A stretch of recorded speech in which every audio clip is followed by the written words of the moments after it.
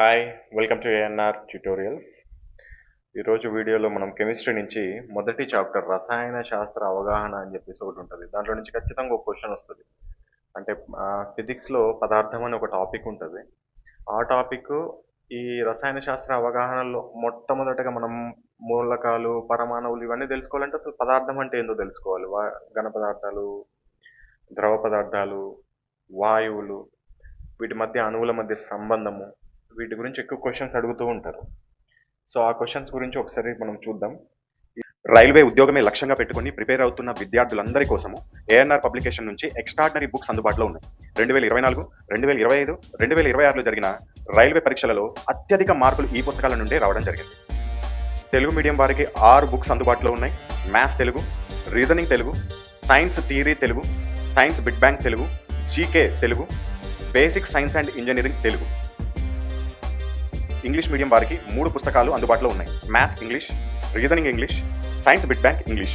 ఈ పుస్తకాల యొక్క ఫ్రీ హోమ్ డెలివరీ కొరకు స్క్రీన్ పైన చూపిస్తున్న నెంబర్కి వాట్సాప్లో హాయ్ అని మెసేజ్ చేసినట్లయితే మీరు డీటెయిల్స్ పొందగలుగుతారు. లేదా కింద డిస్క్రిప్షన్ బాక్స్లో ఇచ్చిన బుక్స్ యొక్క రివ్యూ వీడియో చూడడం ద్వారా మీరు ఇతర వివరాలు కూడా తెలుసుకోగలుగుతారు. ఇది ఎన్సీఆర్టీ బుక్లో నుంచి చాప్టర్లో నుంచి 9th క్లాస్ అనుకుంటా, కరెక్ట్ ఐడియాలో చూడలేదు నేను, 9th క్లాస్ అనుకుంటా.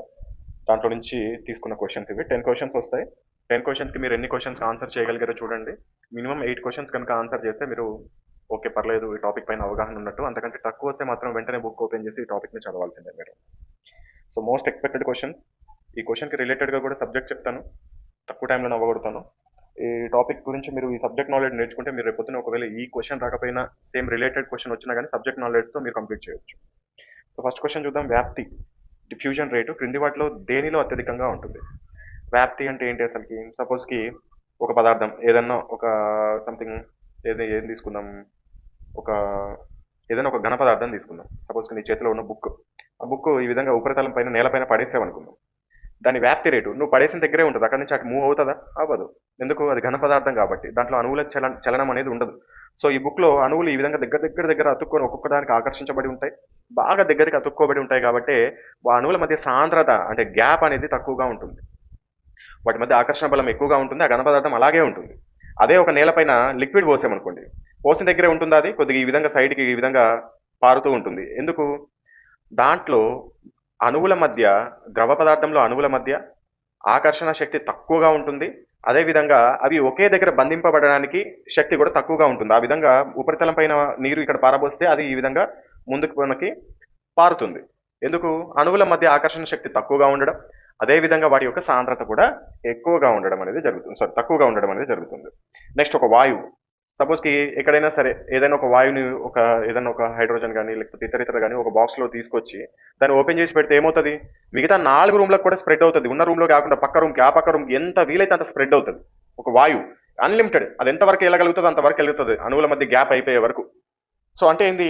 వాయు పదార్థాలలో అణువుల మధ్య అంతరం ఎక్కువగా ఉంటుంది, వాటి మధ్య అసలు ఆకర్షణ శక్తి అనేది చాలా తక్కువగా ఉంటుంది. అందుకంటే వాటి యొక్క వ్యాపన శక్తి, ఇదే డిఫ్యూజన్ అంటాం మనం. వ్యాపనం ఎంత దూరమైనా వెళ్ళగలుగుతాయి. ఘన పదార్థం, ద్రవ పదార్థం లాగా వదిలేని చోటే ఉండకుండా కొద్ది దూరం కూడా వెళ్ళగలుగుతుంది. సో కింది వాటిలో దేనికి వ్యాపన రేటు అత్యధికంగా ఉంటుందంటే వాయువులకి అత్యధికంగా ఉంటుంది. So correct answer option 3. Next question. బంగారం యొక్క రసాయన సంకేతం ఏంది? బంగారాన్ని ఏమంటాం మనము? లాటిన్ భాషలో దీన్ని ఆరం అంటాం. ఆరం. ఇది ఆన్సర్. AURUM. బంగారాన్ని ఇంగ్లీష్లో గోల్డ్ అంటాం, మనం తెలుగులో బంగారం అంటాము. లాటిన్ భాషలో యాక్చువల్లీ ఇది మనకి ఏ పదాలైనా సరే, ఈ ఫిజిక్స్, కెమిస్ట్రీ వీటికి సంబంధించి పురాతన కాలం నుంచి లేకపోతే న్యాయశాస్త్రానికి సంబంధించిన పదాలన్నీ లాటిన్ భాష నుంచే ఉద్భవించినాయి. అప్పుడు ఇంగ్లీష్ కంటే గ్రీకు, లాటిన్ భాషలో ఎక్కువగా ప్రాముఖ్యత ఉండేది. అందుకని మొదటగా ఏదన్నా కనుగొనబడింది అంటే వాటికి ఆ పదాలే సాంప్రదాయంగా వచ్చినాయి. సో ఆ విధంగా బంగారాన్ని ఆరం అని పిలుస్తాం, దాని యొక్క సాంకేతిక నామం AU. నెక్స్ట్ ఇది కూడా గుర్తుపెట్టుకోండి, వెండిని అర్జెంటెమ్ అంటారు, అర్జెంటెమ్. సో AG అని పిలుస్తాం, ఆర్గాన్కి AR, అదేవిధంగా సీసంకి ప్లంబం PB అని సాంకేతిక నామం రాస్తాం. రేపొద్దున ఇదే ఆరం అడగకుండా వేరేది ఇచ్చిన సీసంకి సాంకేతిక నామం ఏంటి అని అడుగుతాడు, అప్పుడు PB అని పెట్టాలి. ఓకేనా? సో కరెక్ట్ ఆన్సర్ దీని ఆప్షన్ 1. నెక్స్ట్, పదార్థం యొక్క లక్షణాల గురించి కింది స్టేట్మెంట్లలో ఏది తప్పు అన్నాడు.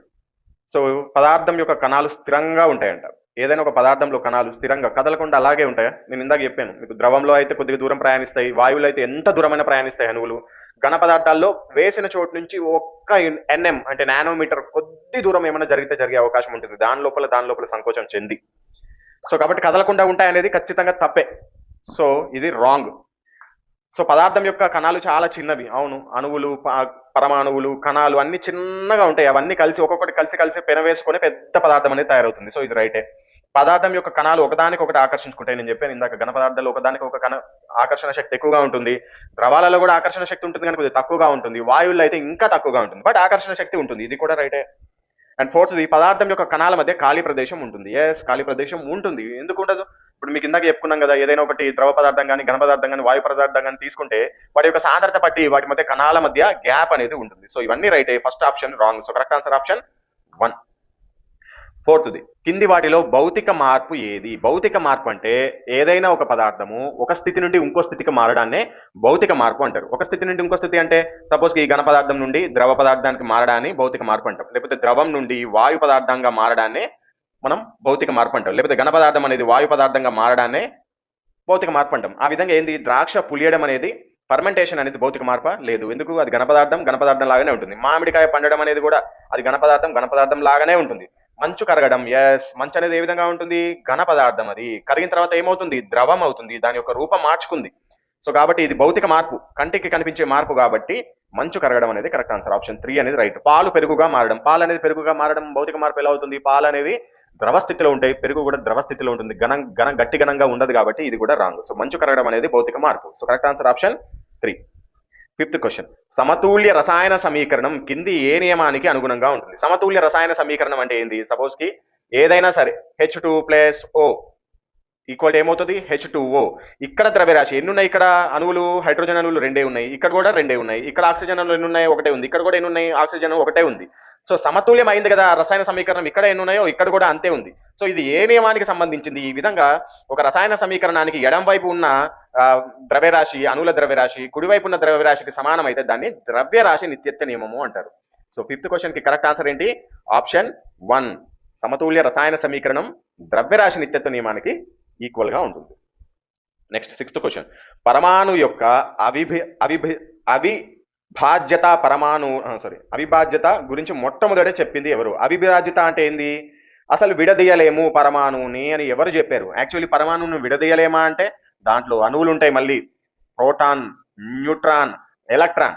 కానీ మొట్టమొదటి ఒక శాస్త్రవేత్త ఏమనుకున్నాడు అంటే పరమాణువుని విడదీయలేము, వాటి చిన్న చిన్న భాగాలుగా విభజించలేము అనుకున్నాడు. ఆయన ఎవరు అంటున్నాడు? డాల్టన్. ఆ వ్యక్తి ఎవరు?